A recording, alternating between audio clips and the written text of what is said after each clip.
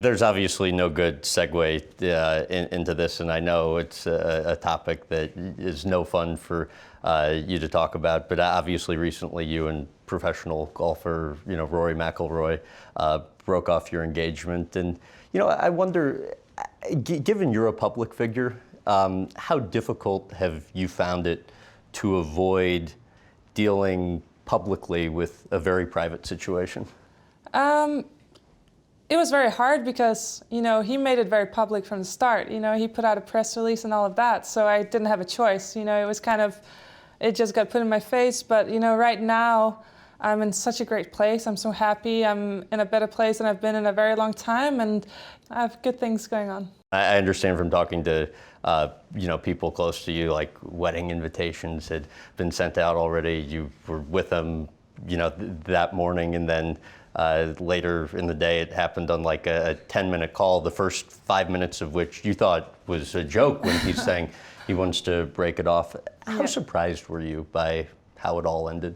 Oh, I was shocked. I thought at least, I would get a face-to-face or something, but there was nothing, It was just a phone call, and I did not hear from him again, It's kind of like that. It's kind of just ended, and I don't think you expect yourself to be in a situation like that. You can't prepare yourself or your body for anything like that. So, I think I was just in a bit of a shock phase there for a while. And I went to Miami after the French Open, and, Serena was there. We had a great time. When the Heat won the Heat won. Right. And we just had an amazing time. And I came back from that, and I felt refreshed. I felt, a new self. And I started practicing towards Wimbledon, Eastbourne, and I was playing well. And I was like, what? That's a chapter in my life. I've learned a lot from it. It's taught me a lot. I definitely learned a lot about myself, about relationships. I think you just have to take life as it goes, and I believe that, you never put things on you that you can't handle. So, I'm definitely on the other side now, and, I moved on.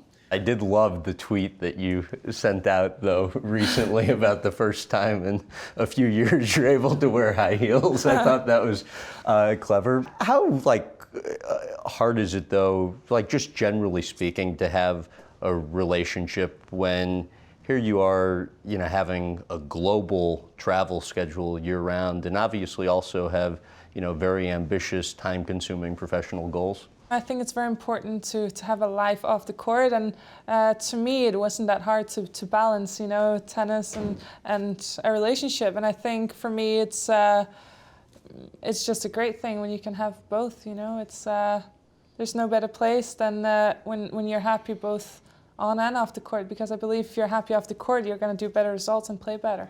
You know what the one upside in all of this is? It's for guys. You're 24. Gorgeous, incredibly successful, thank you.